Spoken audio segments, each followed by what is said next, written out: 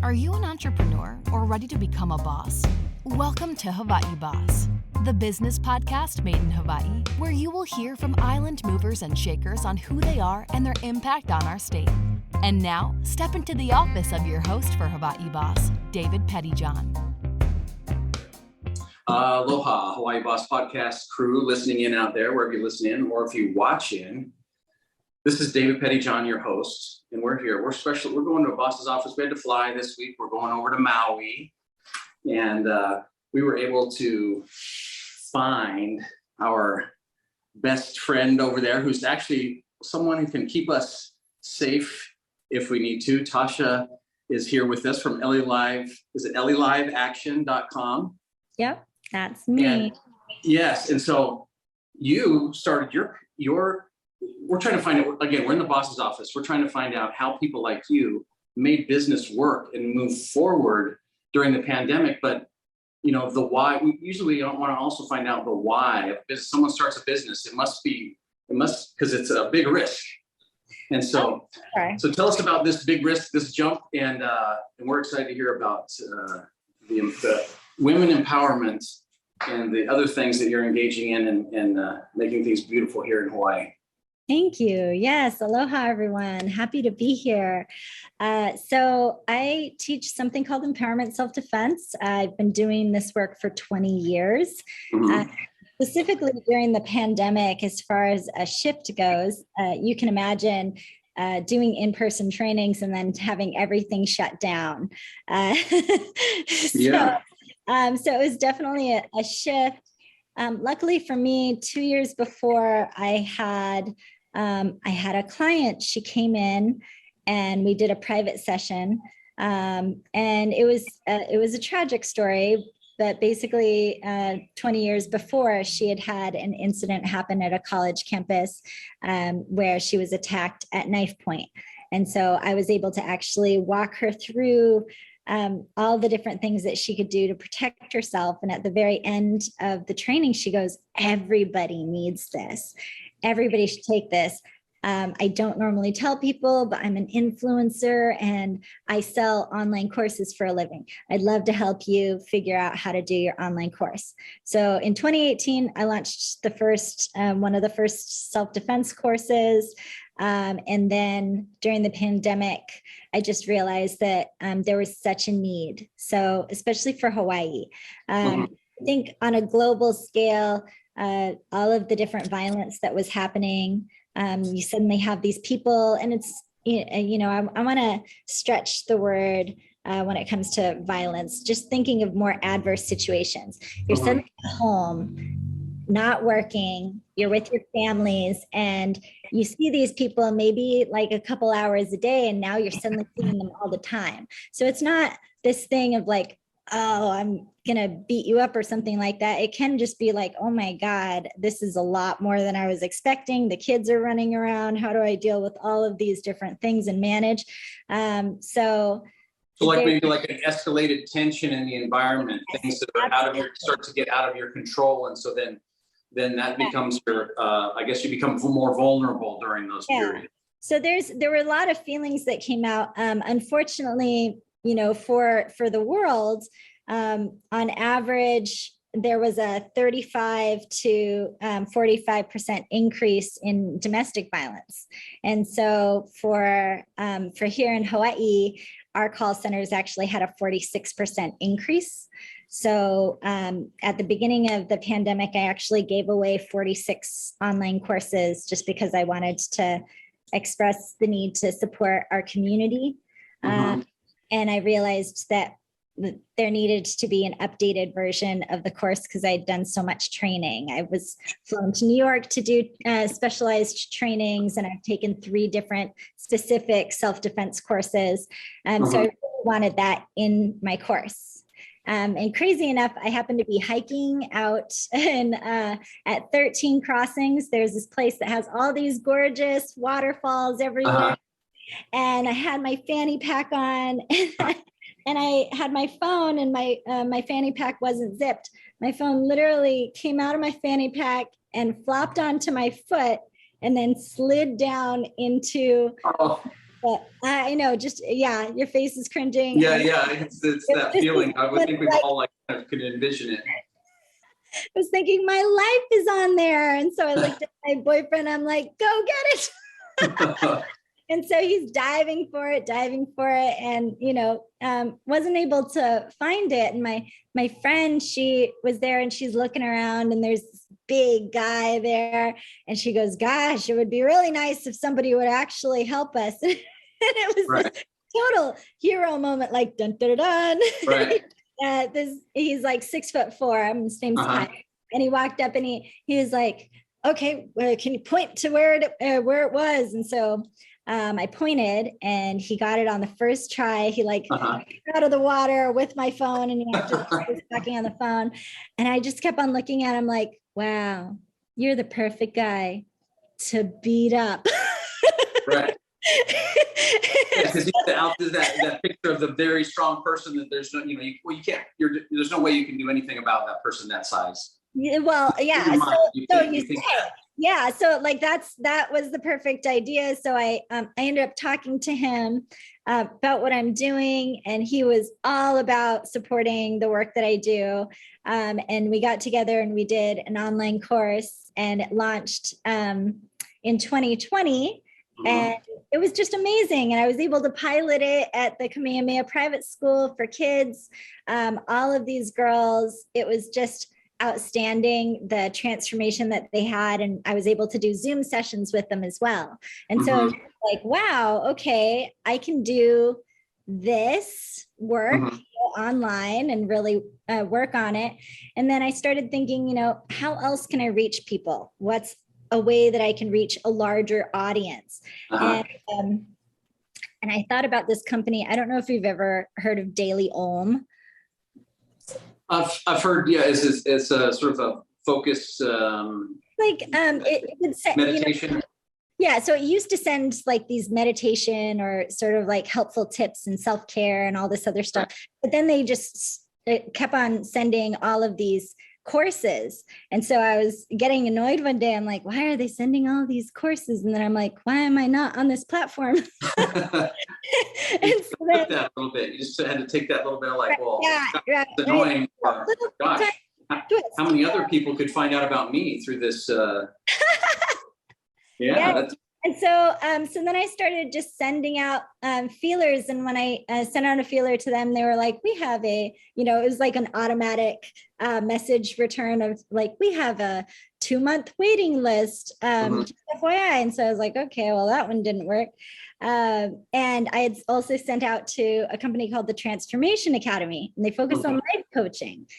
And they were like, well, we've never worked with a self-defense instructor, but this would be really cool. And so I took my online course.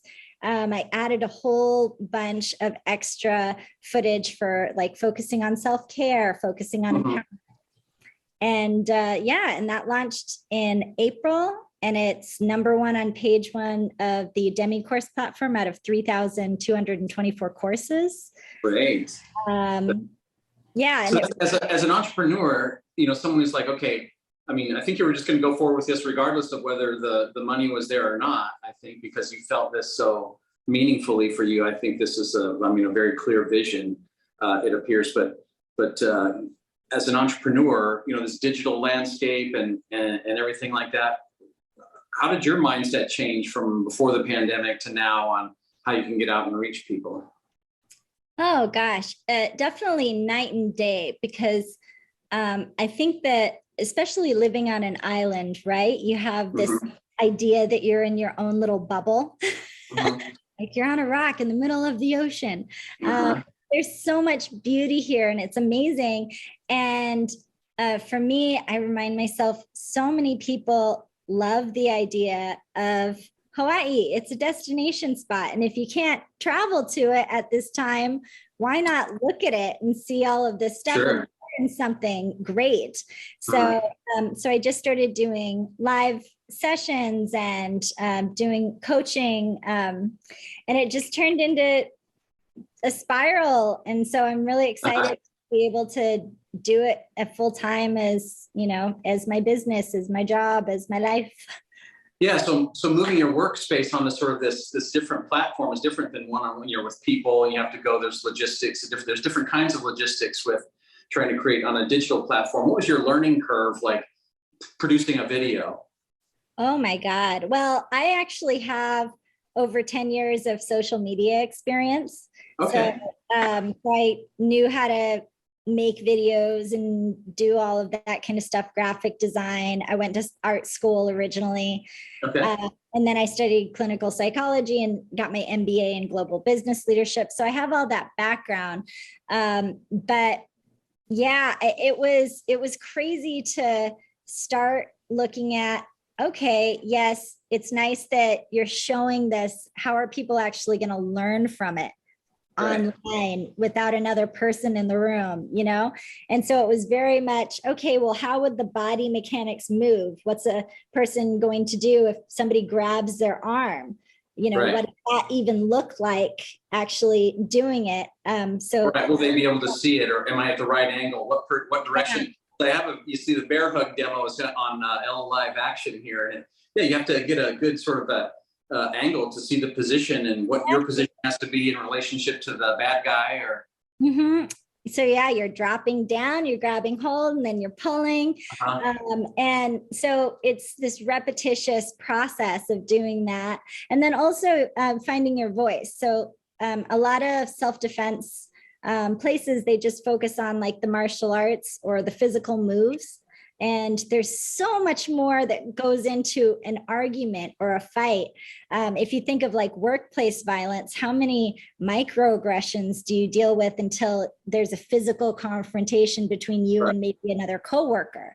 Or, you know, if you're dealing with a guest at a hotel, how do you handle the guest if they are drunk and they're disorderly and you're trying to do the best you can, put your best foot forward, give great customer service, and keep yourself safe in the process? So that was a big thing for me of how do I translate that? And the influencer, she definitely helped, but also me working with a team of different people. I ended up applying for the Adaptability Fund the first year that it was out and got that. And it was crazy because they were like, we normally don't give out this, you know, this high of a percentage. Normally people get like half of what they ask for.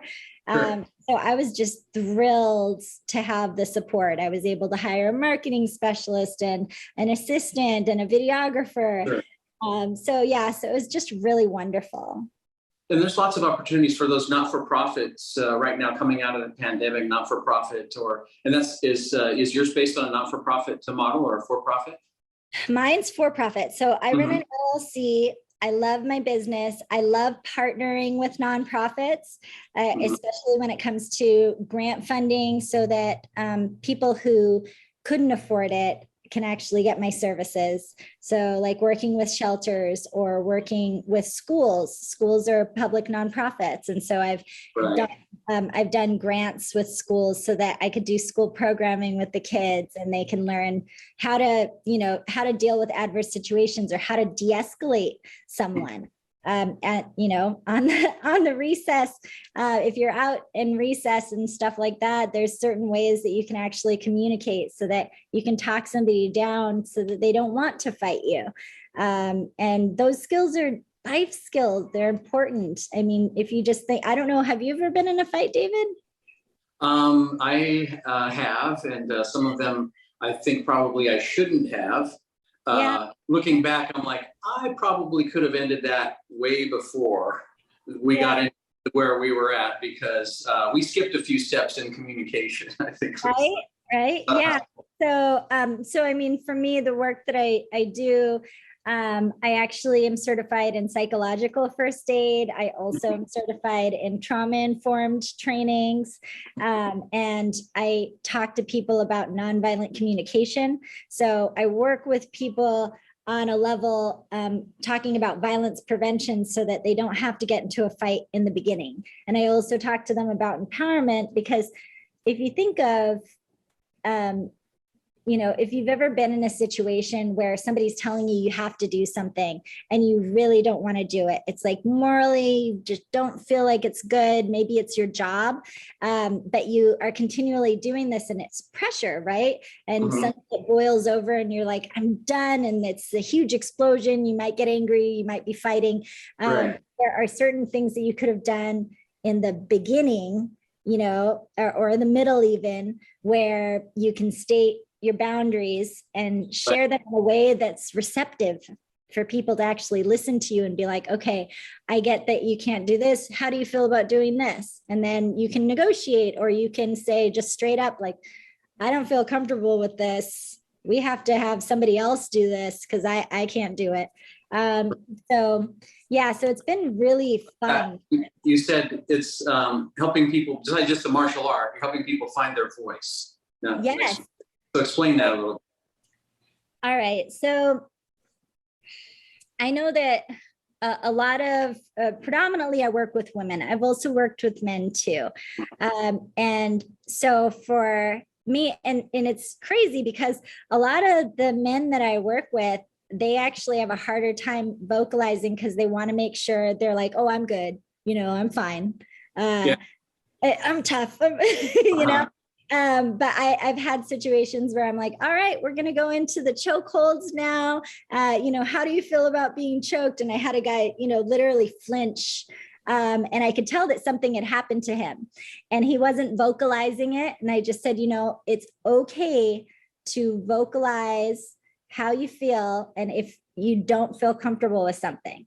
And when I originally did this training myself, it was so fun and so amazing to be able to just say no, and not just like no and yelling it at a passerby or some stranger in the street, but talking to your spouse or your partner and you're overextended, like you're working so hard and you're doing a million things, and that person doesn't necessarily see everything that you're doing in the background, and you're able to suddenly voice that.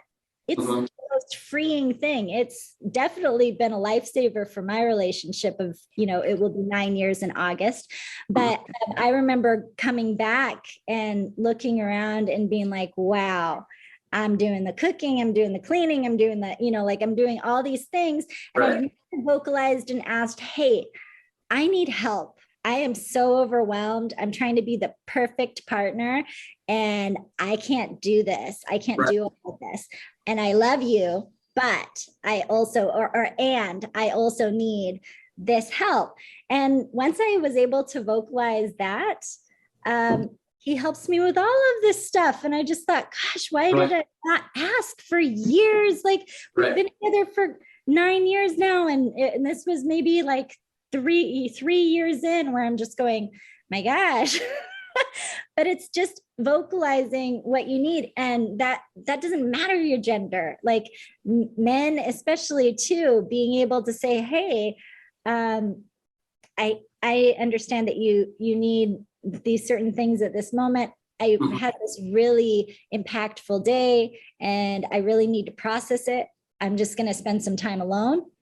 It's the game changer. So then they know it's not about them. Because, in partnerships, if somebody is like, I don't want to be around you right now, then suddenly it's like, what did I do? What's going on? Yeah. And I think it's important, like you say, couples, if they identify that, hey, they can have an emotion and express an emotion, but it doesn't necessarily, just because I'm around you doesn't necessarily mean that it may have something to do with you, but it doesn't mean that I have any other feelings or whatever. This is just like, hey, I don't know how to vocalize. So finding your voice, like being able to say in front of important people, important relationships, hey, I have this thing to say, and hopefully you have enough comfort there where you can get that, trust, where you can say that. I guess it takes a while to build that trust. Yeah. But it's also the biggest part of it is actually trusting yourself. So just understanding that it's okay to disagree with another person. We try so hard as humans to be, compatible and supportive, and all genders try and do this with their partners of like, oh yeah, sure, no problem. But it really, 3 years in, 5 years in, 20 years in, what's the straw that broke the camel's back? It's like, Sure. didn't put away the darn dishes in. It's just like, okay, what, you're having a divorce because of that? What's the Right. real reason? So I talk to people a lot about how to say what they want to say when they want to say it. And how to say confidence with, their voice, in their voice. And be assertive as well. I had a woman who was visiting, she was traveling, and some guys were leering at her, and then they were making like strange noises. I know. It was just like, ew. Like, hitting on someone 101, nobody likes that, just FYI. But she was able to turn around and say, hey, uninterested, and then she set the boundary, she walked off, they left her alone. But how many times have we shied away from that or didn't want to say anything because we didn't want it to be uncomfortable? So truly being able to do that and just say no, like back off. Right. It's very powerful, more than you really know, to someone. If you show that boundary, that there's that power there. And so it sounds like also, though, you back it up with a little bit of martial arts. Tell us why there's this piece. Yeah. So this final piece, I guess, if the negotiation stops or it goes beyond what you're able to control, because, sometimes things, situations come quickly out of your control. What is the martial art exactly, not exactly what it is, but, why do you use it, and how does it help folks gain that voice? Yeah, absolutely. So I might as well just share. So I got into martial arts because I had a stalker when I was 15. He was 32 years old, ex-special forces military, 230 pounds, over 6'2". And I had to confront this person verbally saying, you need to stay away from me. And I had this moment where I really thought, if this guy takes a swing at me, I am a goner. And I joined a martial arts school right after that. And I spent a lot of time at this school learning multiple styles of martial arts. So I studied 7 styles of Japanese martial arts. I've also studied Tai Chi and Tai Chi Quan. So there's all of these different styles. And for me as a woman, I lived in Seattle originally. I used to love the nightlife, and I would go out dancing, and I would go to ballrooms like salsa dancing. And I had a situation a year in where I had known all these people, but I got roofied and I was taken to, oh no. Yes, and I had to defend myself. And luckily I was able to, but I had to hit this person with a pair of keys. And I realized at that moment, okay, the stuff that I'm learning at this martial arts school is not effective. Well, I'm wearing 3-inch heels and a dress. So what's going to work? And so I got together with my self-defense partner, Lee Vili-san. He studied both Chinese and Japanese martial arts, and he would attack me. Well, I wore 3-inch heels and a dress. Oh, and no. We went through a good, like 800 self-defense moves. And I looked at the ones that were most effective. Wearing a dress or wearing a 3-piece suit. So I wanted people to feel comfortable wearing whatever they wear. Now, I've said this to students, and I've had students come in wearing bikinis and board shorts, and I'm like, all right, well, let's get ready for class. But yeah, I want people to feel comfortable in the skin they're in. And so I created a specialized curriculum that caters specifically for people who want to wear everyday things. They're not martial artists, or, I've had lots of martial artists want to take my classes so that they can add it into what they're teaching at their martial arts school. But I added these martial arts moves because, you can say as much as you want to say, And then at some point, you actually have to be able to defend yourself, and you need to know that you have the skills to do that. During It's a real confidence builder, isn't it? I mean, from the beginning when someone starts the class, or even when you started, from now, how does that affect the confidence and voice? So great success story. I had a woman, she's, a mother, and she was walking in a down to earth store, and this guy was following her and kept on looking at her daughter, like this 2-year-old daughter, and wanted to touch her hair, saying, "Oh, her hair is so pretty, like, can I pick her up?" Like and so she was tiny. She's like 4'10". Mm-hmm. And so after that, she had taken a class from me before the pandemic, and she goes, "Listen, I need an intensive. I need like 3 months every week with you. Let's do this." And so we did it.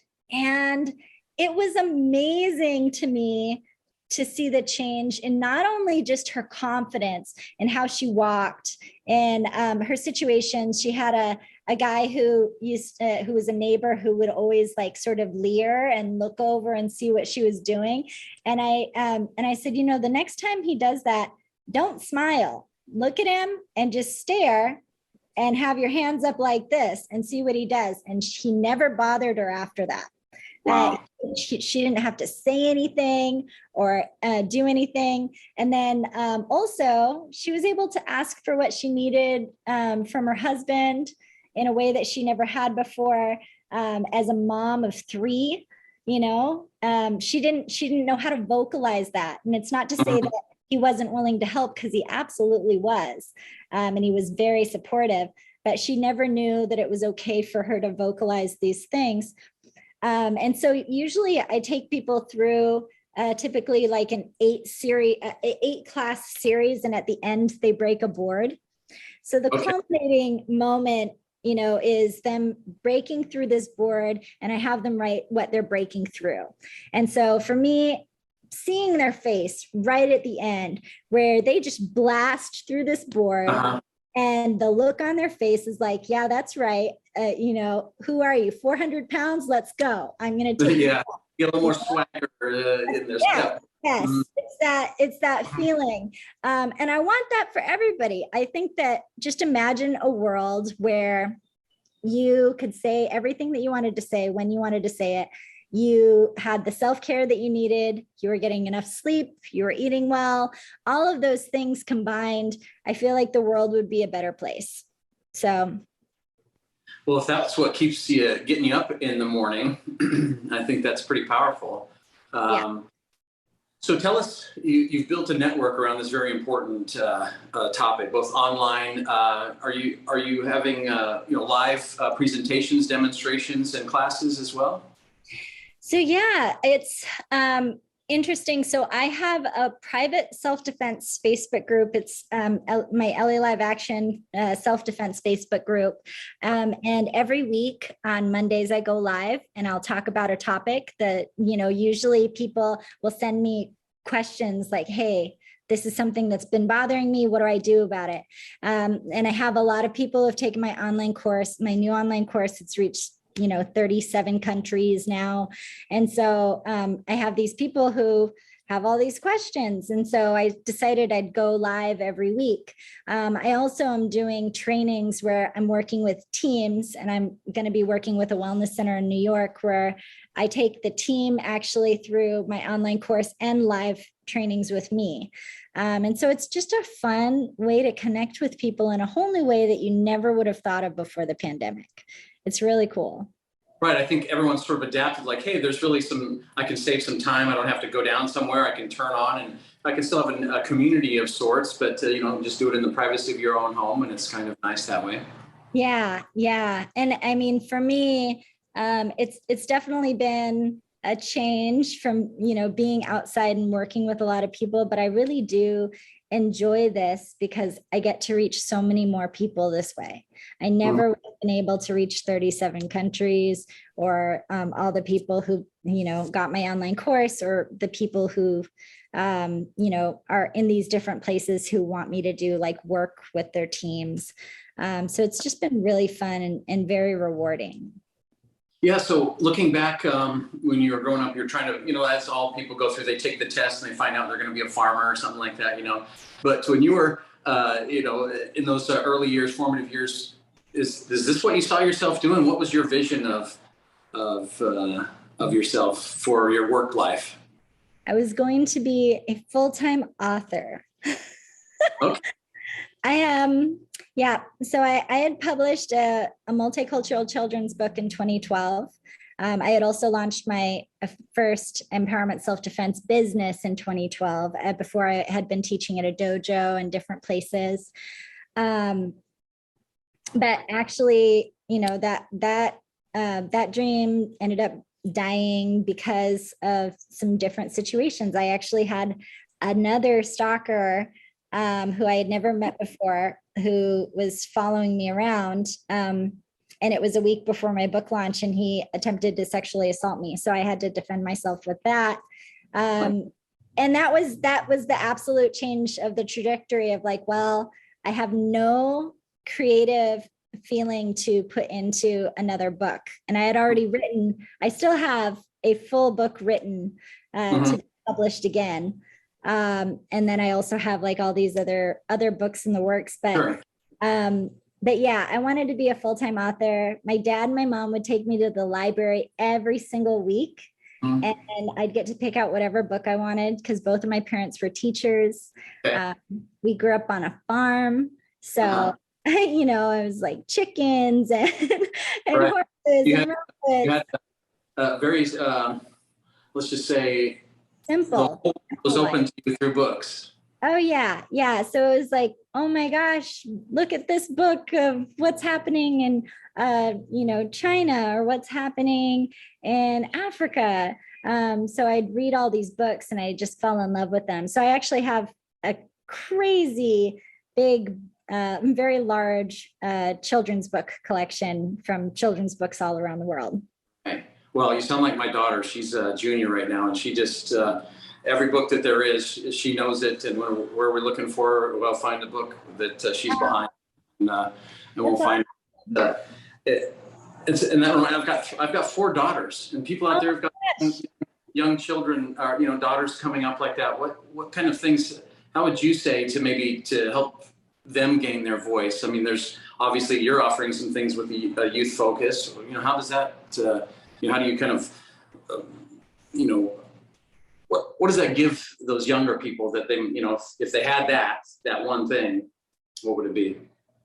So I'm actually going to give you 2 things, David. There's 2 statistics that are game changers for people. And when it comes to perspective, and especially since you have daughters, this is very important. So 75% of all physical confrontations could be avoided through verbal communication in the feel out stage. So that's, if a guy comes up to your daughter and is touching like the lower part of her back and it's making her feel uncomfortable, her being able to turn around and say, look, I'm feeling uncomfortable. That can stop it right there. Because the people who are predatory, they're looking for people who aren't going to say anything. Right. So them being able to vocalize and say, hey, I feel uncomfortable. I need you to back away. That's a difficult thing. If you said there's another thing, but that's a difficult thing to, you think it's easy, but sometimes there's this power structure. Maybe they're a little older than you, and you're like, oh, I can't say anything, or it's someone and so you gotta, they get sort of frozen in a way. I'll tell you a quick story. I have an uncle who I absolutely adore. He's Italian. So kisses all the time, every Christmas. And it, like growing up, as you get older, it's suddenly like, okay, this is a lot for me. Like, especially with my history. Like, I'm not ready for kisses anymore. Like, yeah, exactly. And so finally, I had the most anxiety. I couldn't believe how much anxiety I had. And so I ended up, before I went home for Christmas, I sent a long message to him explaining, Uncle, I love you. I look forward to seeing you, but I am not in a space anymore to be able to accept kisses from you. It's really hard for me, especially with my history. So I went into this long, long explanation, and he was like, oh my God, I'm so sorry. Our hug's okay. Like, I am so sorry. I didn't know. But I had so much angst. I thought for months about this, being able to talk to him or say the right thing.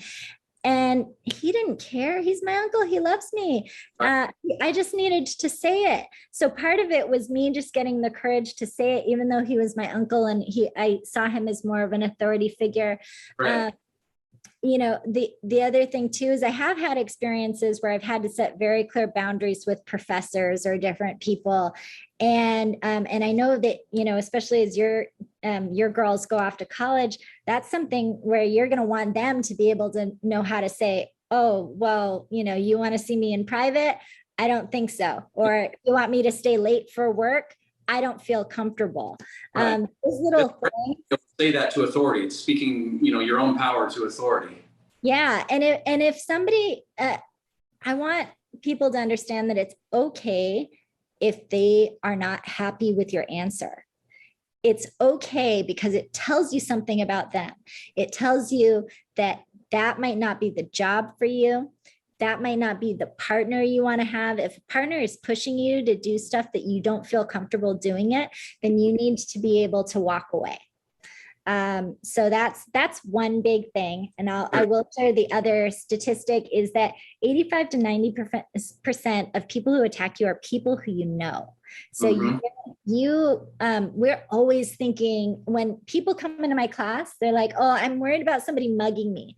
Oh, I'm worried about walking on the street at night alone after work. And those are real fears. Those are definitely important. And the fact is that most of the time you might be worried more about an intimate partner, a family member, a friend. Those are the people who you trust and you love. And suddenly when an opportunity presents itself, you might be in a compromised situation that you have to get yourself out of. I mean, that was what happened for me salsa dancing. And I'm like, God, I knew this person for a year. And I have always said, I never want to date a salsa dancer. I just want to dance. I love dancing. Right. I'm like, I didn't go to a late night club. I'm at the ballroom. Right. Yeah, because it's supposed to be a safe place. Yes, Right. Exactly. So yeah, it's okay if they don't like you after. It's okay to walk away from something. It's okay if you set a boundary with work there and they don't like it and you get fired, or they get angry at you and try and pressure you into doing something you don't want to do. There are other jobs. Right. There are other things that you can do. And that's illegal too. There's there's things that, Yes. that you have resources. I think a lot of people find like, there's nothing I can do. Reach out, try and find some help, tell someone. Yes. And that's a huge part for me. So many times we teach the preventative action. We teach the self-defense moves. That I do a lot of trainings where I'm talking to people about what do you do after, it's happened. 1 out of every 3 women have to deal with a sexual assault in a lifetime. You have 4 daughters. It's like this, that's a scary thing to think about. You're suddenly, I feel like I'm scaring you right now, but yeah, it's something where you just think, oh my gosh, okay, what do I need to do? So, finding ways to be able to find support out there. And there always is support available. But yeah, just realizing that there's resources and there's people out there who will be there to support you if you need to.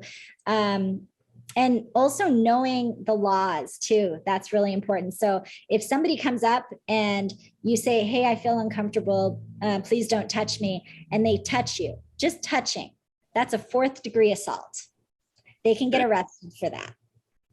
Right. And if you've got witnesses with you, like, hey, this guy was up in my stuff, touching me and things, and it's important to know. Then you have the ability to defend yourself when someone is coming into that space and doing something after you've told them not to. That's when you're able to exercise your rights. one step after somebody saying like, don't come any closer, don't touch me, it automatically is an open for you to be able to defend yourself.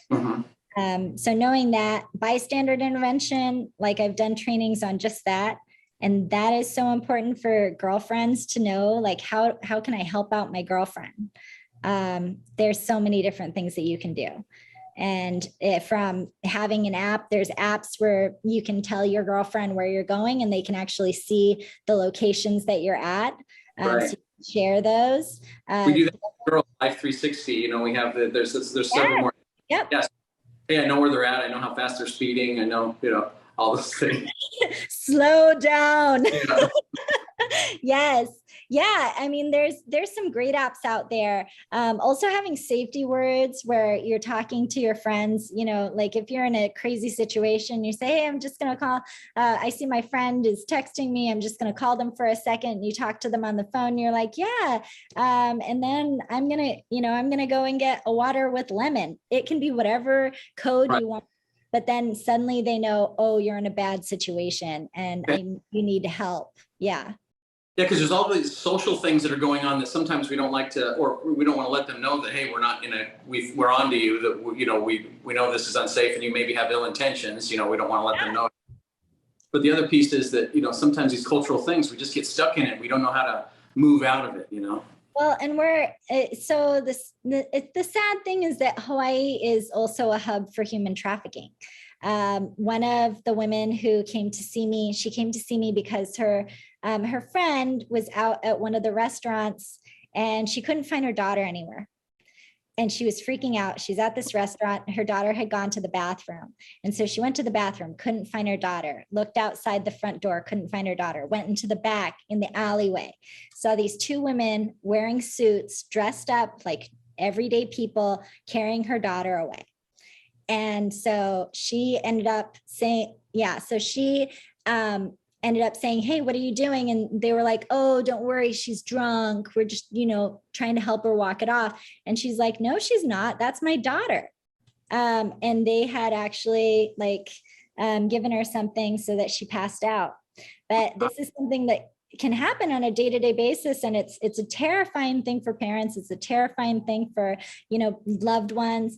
And just making sure that you're as cautious as possible. Like in a social setting for girls going out or just anybody going out, making sure that you are, if you have a drink and you set it down, your drink's gone. There is no need for that drink anymore. Like if you set it down anywhere, it's just done. So those are just different things that I remember for me, parking in a very lit location, stuff like that. Yeah. Having a plan, like there's I'm going out. I'm not, I'm not carrying a weapon possibly, but I know that there's risk situations out here that could come. So being aware, my wife always tells her daughters, act like you know where you're going too, is one thing that she lets them know, have this confidence about you, but then also pay attention, where you're going, have a plan of hey, I'm not going to do this. The problem is what happens sometimes with, after a couple of drinks, your decision-making, sort of goes from, Knowing your limits too is good, but I also understand in your 20s, that's sort of like a process of getting to know. Where your limits are, right? But the what if, so you brought something up that's very important for people. And this could also be right up there with the statistics that I shared. Playing a what if game with you or your family. Okay, if you're in a scenario where somebody says this, what would you do? Because a lot of people don't think about it. And then suddenly when they're in it, they're frozen. Because they're, oh my God, I don't have a plan. I have no options. I don't know what to do. Right. So that's something. And I always let people know that your intuition is telling you. So you're, with the guys, it's mostly like a gut feeling. I had this gut feeling that something was wrong or someone was off, really trusting that. And part of the reason why I say that is because your body has all of these memories of every single thing that's happened in your life. And it remembers, that this person said this thing and then they reacted this way. So your body will remember that. And that's why there's certain moments where you might feel triggered by something that somebody says and you have no idea why. Right. But listening to that and saying, okay, I'm on a date with somebody and they just said something, I feel so uncomfortable. Having an exit plan, having an out, having all of these things, and recognizing here's a red flag, that's a red flag, that's a red flag. But then also seeing the parts that, oh, this is a good person. Like they're talking about their family. They want to introduce you to different people or your friends. So just having all of those tools, I mean, it takes time. For me, I've been in it 20 years. So. Well, and that's what's wonderful, that you've taken this and, as all your experiences and then being able to share that back out. That's part of what I think doing business in Hawaii, there's always this give back that we have to do as part of doing business. And so, why do you put your roots here in Maui? So the first plane ride I ever took when I was little. So I told you that both of my parents were teachers. They saved for a very long time. So I was in 5th grade and the first place that I ever flew was Maui. And I remember my fondest memory was the first few seconds after the plane ride. I could smell plumerias in the air. The sky was blue. I could, it was gorgeous. A little bit of humidity, that first bit of humidity that comes. Yep. And so there was just this part of me of like, oh, this feels so good. I love it here. And then I grew up and all these things happened and I was very focused on my career and my life in Washington. And I have, I told you I have a partner of almost 9 years. And the first day that we met, we talked about how he wanted to live in Hawaii and be a captain of a ship. And he was goals. Yes, sir. Okay. Yes. So he was in college at the time. And I was kind of laughing because I had been out of college and was in my career. And I'm like, all right, you go follow your dreams. You go do that stuff. Like no intention of dating this person. And but I had also said like, yeah, I'd love to live in Hawaii too. And a year and 3 months later, he asked me to move here with him when he graduated college and he got a job here. Was it merchant marine, or he specialized in engineering or kayaking? Well, hey, boat captain. Okay, all right. Well, so no boat captain. He actually works on the mountain and manages at Kapalua Zipline. So that's really cool. Awesome. Yeah. So life has a way, especially when you get to Hawaii, other alternatives begin to pop up. Like, okay, I don't have to necessarily do this, but there's other dreams that sure I'd love to fulfill and can. Yes. And it's amazing. I mean, Hawaii is just one of the most amazing places in the world. Like you can really do anything here if you're motivated and you want it. And I think that's a great message for business owners, Oh yeah. Especially the distance, and the digital space now. You can brand in Hawaii being there, and it can go international. It sounds like some of your work it goes overseas. Yeah. So I have my partnership with the Transformational Academy. I also have a partnership with a company that's in 30 countries and over 350 major cities. And it's also a traveling company as well. So there's like the life coaching, travel, all that fun stuff. And so, I really love that. And then I'm also on the board for the National Women's Martial Arts Federation. Okay. I'm going to be traveling to New York to teach for that. So that's really cool. Now that's amazing. Staying engaged that way and at that high level. Again, it shows that we came to the right office. So couple, before we listen, there's probably tons more we can talk about in your experiences, and wonderful this little bit of time that we've had. But before we go, we usually ask a few more questions to see your kind of lifestyle and some different stuff. So a little pauhana, we call it, as we wrap up. So anyway, here we go. So tell us, you like the mountains or the ocean? If you love Maui, but where do you spend most of your time? Funny that you say that. When I was talking on my first date with my partner, I said I want to live somewhere that has the ocean and the mountains. So yeah, the mountains and the sea. So I actually go hiking once a week. I bicycle every day. I swim in the ocean every week as well. I love it. It almost, the environment just sort of requires you to do that. Like your body best functions if you move in this certain way with the rhythm of sort of how the islands work. It's a must. Yeah. I'm outside, well, I might as well ride my bike because it's beautiful and it'll cool me off. And then, okay, well, I can just walk. If I've got time, I can go right up there. It's so close too. It's everything. Yeah, everything's so close. It's great. Awesome. So does he cook or do you cook? I cook, yes. Mm-hmm. But what's your specialty? what's my specialty? Oh, I have a lot of specialties. I love making fish tacos. Huge fan of that. I also make a homemade special recipe for a blueberry mango pie. Oh no, that sounds sort of unique and special. Yeah, it's really good. Mm-hmm. And then for going to Maui, when I go over there, I'll have to, right, there you go.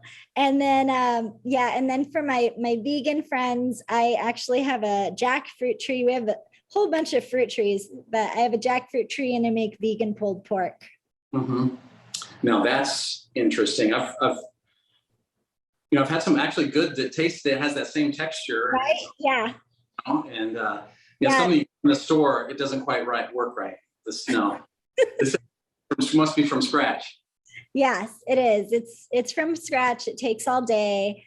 And yeah, I mean, like I've definitely tried the ones at the store and I'm going, wow. Yeah, I've had a tofu dog and it was that was it for me. I'm like, I can never be a vegetarian if this is the offering. Cardboard? Did it taste like cardboard? Yeah. I mean, like there are people out there who do it really well. There's a company called the Seitan Sisters who have a vegan offerings that taste like regular meat. So that's kind of cool. But yeah, love making fish tacos, love making pies. I'm just like, if I could bake all the time, I'd be a baking fiend. Since I'm gluten-free and dairy-free, sadly, I make a dairy-free, gluten-free banana bread from scratch. So that's another thing. I'm sure it's not fat-free. No, heck no. Let's slather that on. Yeah, it's I love banana bread, but it loves me too. Yeah. Listen, last thoughts from you about your work and what you'd like to tell the folks here on Hawaii Boss. I think just for me, I'd like to say that everybody deserves to feel empowered and like they're in control of their own lives and have their own agency. And my hope, especially, when it comes to business owners, is follow your dreams. They are relevant. They are real. It can happen for you because it happened for someone running a self-defense business. And who knew that was a career? I think for all of us looking in, it looks like you're living the dream. And I think your goal is to help others do the same for themselves. Thank you. Yeah, it's been crazy. I was on a cover of a magazine this last month and I'm like, oh my God, what's that? So it's a beautiful life here on Maui. It's amazing. Right. Well, we're excited for you. We look for awesome things from you, Tasha. Miss Tasha Church, the founder and owner of LE Live Action. Yes. .com is where you can find all of the stuff about your places to go get your classes, signed up for classes, or the weekly podcast, different things that you're doing, or live, how you go live with folks. And so hi there, but everything else. Everything else. Okay. No, oh God, the pie recipe, if you can put that in there and I'll go, Anyway, Tasha, it's been really a pleasure. And until next time, aloha. Aloha. Thank you so much. Thank you. Make sure to subscribe to Hawaii Boss and follow us on social media at Hawaii Boss Podcast at the links in the description. We'll see you soon in the boss's office.